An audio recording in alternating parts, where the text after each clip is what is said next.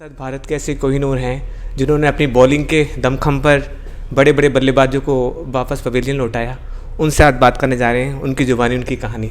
ईशांत शर्मा जी, आप बताएंगे आपके जीवन कहाँ से आपकी क्रिकेट जर्नी स्टार्ट हुई और कहाँ से आपने शुरू किया अपना क्रिकेट कैरियर?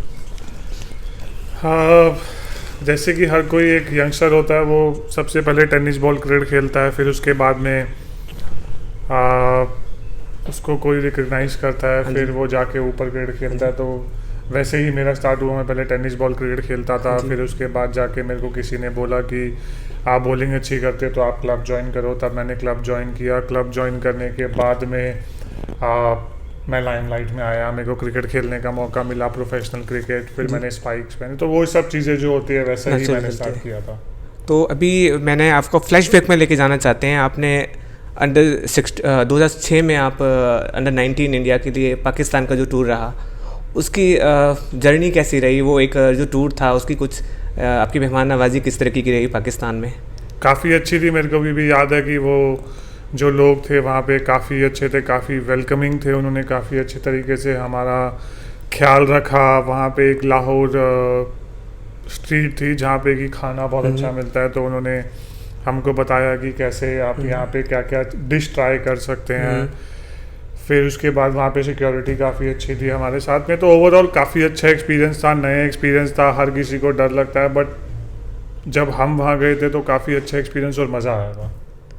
और ये हमारा जो है कि काउंटी क्रिकेट ऑलमोस्ट सारे प्लेयर खेलने जाती हैं।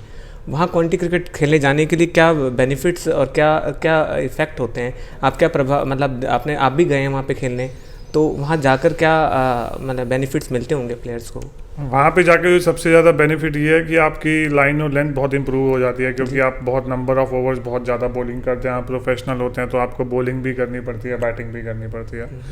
तो अगर आप वहाँ पे जाके, मेरे को जो लगता है कि सबसे इम्पोर्टेंट इंजॉय करते हैं आप अपनी गेम, क्योंकि आप प्रोफेशनल हैं, आप इंजॉय करते हैं अपनी गेम, अच्छी बॉलिंग करते हैं, विकेटें लेते हैं, तो आपका कॉन्फिडेंस बूस्ट होता है। कॉन्फिडेंस बूस्ट होता है तो जब भी आप कहीं पे भी आते हैं, चाहे आप डोमेस्टिक क्रिकेट खेल रहे हो या इंटरनेशनल खेल रहे हो, तो आपके लिए चीज़ें आसान हो जाती है, क्योंकि आपको पता है कि आपको किस माइंडसेट से जाना है। ऊपर खेलने के लिए माइंडसेट बहुत इंपॉर्टेंट होता है। आप भारत के दूसरे ऐसे व्यक्ति बने जिन्होंने 100 टेस्ट खेले। कई लोगों ने क्वेश्चन भी पूछा है, पर आपने कहा कि मैं इस चीज़ पे फोकस कभी नहीं करता हूँ, मैं सिर्फ अपने क्रिकेट पे फोकस करता हूँ। तो जो क्रिकेट को जी रहा है वो शायद अपने डेज काउंट नहीं करे कितना उसने खेला है, वो सिर्फ उसको एंजॉय करेगा। तो मैं भी आप शायद अपने क्रिकेट को एंजॉय करते हैं, इसलिए आपने शायद ऐसा बोला। बिल्कुल, क्योंकि इम्पॉर्टेंट चीज़ ये होती है कि जब आप क्रिकेट पहले क्यों खेलना स्टार्ट करी थी, वो ध्यान जहन में रहना चाहिए। कि अगर आपने जब बॉल पकड़ी पहली बार, तो आप इसलिए पकड़ी थी क्योंकि आपको ये गेम खेलने में मज़ा आता है। आप टेनिस बॉल से वो दिन याद करते हैं कि कैसे आप टेनिस बॉल से खेल रहे थे और कैसे आप इतने सारे टेस्ट मैच खेल गए, इतना लंबा करियर रहा। तो वो सब चीज़ें आदमी जहन में रखे और इन्जॉय करने के लिए देखेगा, तभी ज़्यादा अच्छी परफॉर्मेंस हो पाती है। अगर आप प्रेशर लेके खेलोगे तो आप इंजॉय नहीं कर पाओगे गेम, और गेम को इंजॉय करना, क्योंकि एंड ऑफ द डे है तो गेम ही, आपको वो इंजॉय करना है। ठीक है, आप प्रोफेशनल है, आपका घर चल रहा है, कुछ भी है, बट आपको इंजॉय करना बहुत ज़रूरी है। एक कोई भी स्पोर्ट्स स्टाफ होता है, अपनी टीम को जिताना चाहता है, उसका कंट्रीब्यूशन और क्या रहता है? एक स्पोर्ट्स स्टाफ का अपनी टीम को जिताने में कंट्रीब्यूशन कैसा रहता होगा सर? बहुत कंट्रीब्यूशन होता है, क्योंकि सपोर्ट स्टाफ एक ऐसे लोग हैं कि जो अनसंग हीरो होते हैं, क्योंकि वो कभी भी लाइमलाइट में नहीं आते। चाहे आप थ्रो डाउन वाले देख लीजिए, चाहे आप कोच देख लीजिए, चाहे आप फिजियो देख लीजिए, ट्रेनर देख लीजिए, कि जब प्लेयर तो फील्ड में दिखता है, वो टीवी में आता है, लेकिन जब उसके पीछे की जो सारी मेहनत होती है वो इन सब की होती है। तो वो लोग मेरे ख्याल से कि एक अनसंग हीरो होते हैं, कि उनकी जो मेहनत है वो कभी भी टीवी पे नहीं आती। या वो थ्रो डाउन वाले कितनी देर तक बॉलिंग थ्रो डाउन करते हैं बैट्समैन को, फिर उसके बाद कोच कितनी हेल्प करता है जिससे कि आप अच्छी क्वालिटी प्रैक्टिस कर सको और अच्छे रिजल्ट आ सके। तो ये एक वो है कि मतलब उनको इतना ज़्यादा क्रेडिट मिलता नहीं है जितना उनको मिलना चाहिए।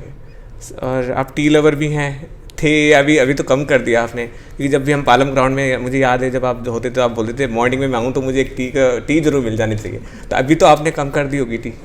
नहीं, अभी पीता हूँ सर्दियों में, मौसम उस लेवल पे नहीं, उस लेवल पे नहीं, बट अभी हाँ पीता हूँ फिर भी 1-2 कप। मैं आपका ज़्यादा समय नहीं लूँगा, क्योंकि आप आई नो आपका शेड्यूल बहुत बिजी होता है, उसके बावजूद आपने मेरे लिए टाइम निकाला।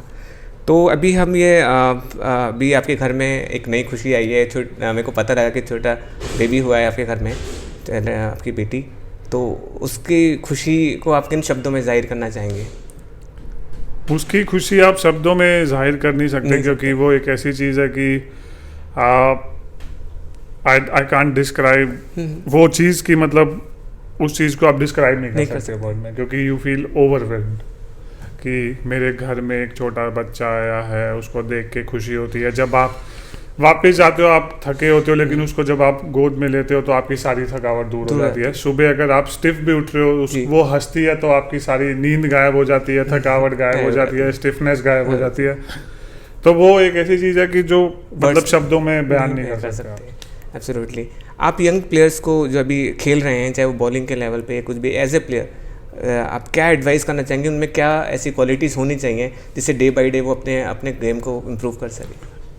I think hard work with good intention, ये दो चीज़ हैं कि अगर आप मेहनत कर रहे हो और अच्छे इंटेंशन के साथ में, तो आप ऊपर खेलोगे और इसी के हिसाब से आपको अपनी चीज़ें करनी चाहिए क्रिकेट में।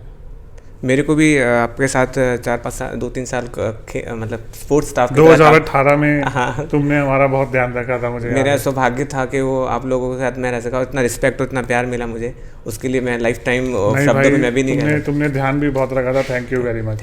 Thank you so much sir for the आपका टाइम निकालने के लिए। धन्यवाद।